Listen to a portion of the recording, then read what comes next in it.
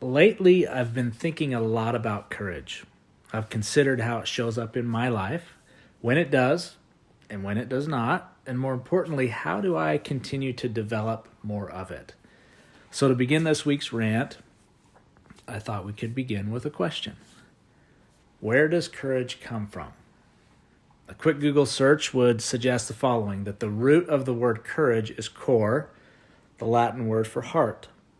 In one of its earliest forms, the word courage meant to speak one's mind by telling all one's heart.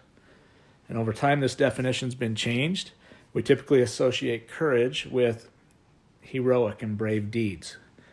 So how then do we start to gain more courage in our lives? Not just in times of great trial, but also in the day-to-day. My personal belief is that the greatest act of courage for each one of us is when we exercise the courage to live true.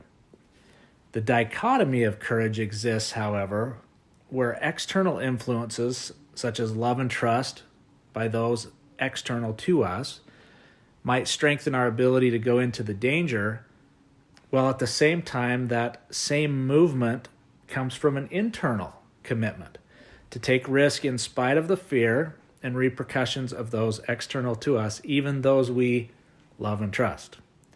That personal choice to go forward in spite of the danger is profoundly responsible for the providence we seek in our lives. I believe that lasting courage must come from within and practice to sustain those lonely moments when we face the very personal and sacred opportunity of growth. But what happens when the fear is so great that we stall and we vacillate in choice?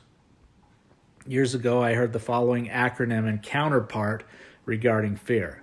The choice goes something like this. FEAR, F-E-A-R, stands for forget everything and run, or it can stand for face everything and rise.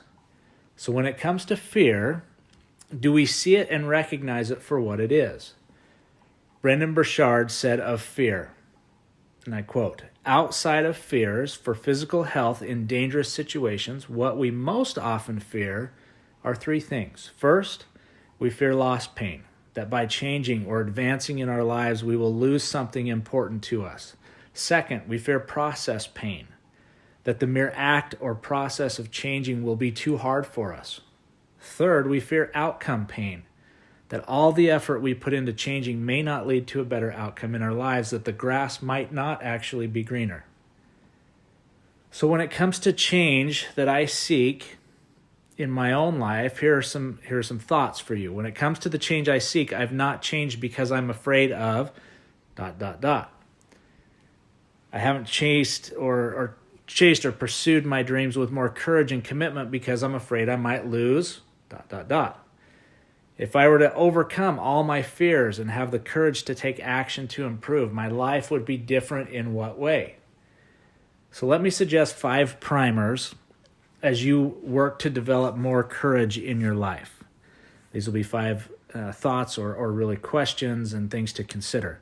Number 1, identify and reflect on a time in your life where you felt most courageous. As you think about that and as you take yourself back to that time, and it may even been a time most recent as you're working on growth and gaining more momentum. But as you identify and reflect on that time in your life when it felt most courageous for you, analyze what was going on. Analyze what steps were being taken, where you had to move in spite of the fear. Number 2, are there areas in your life right now you know you could be stepping up? I would hope for any of us, I know for myself personally, I could make a list. There's always something in my life that I know I could be doing better, that I know I could be stepping up in. And so as we look at that, again, analyze what's holding you back and what fears may be present. And are these fears more about us? Are they real physical threats? What are they? But let's navigate it. So again, number 1 was identify and reflect on a time in your life where you felt most courageous. Build upon that. Number 2 was, are there areas in your life right now you know you could be stepping up?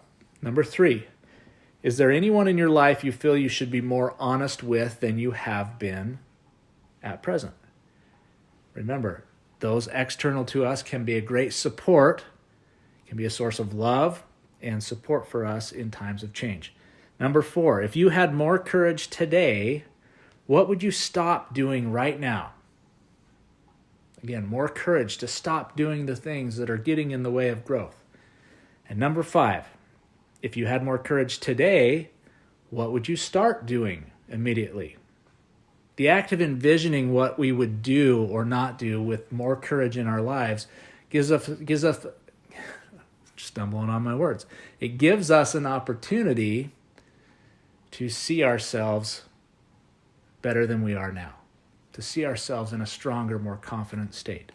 So when it comes to the important relationships in our lives, there are people that want to hear what's really on our mind, what needs we might have, and more importantly, what the ambitions of our heart might be. There are incredible people standing by, waiting to cheer us on. But by not sharing these things, what might it be costing us? As you recognize and feel that indeed there is a cost, who will you courageously engage in the next 5 days with the things you have been holding back from them? If you seek more confidence, if you seek more consistency, if you seek more congruency in your life, I promise that it all lies on the other side of bold action, derived in courage, and on the other side of that single courageous step forward. Until next week, my friends, make it a great one, and remember to always honor the gift.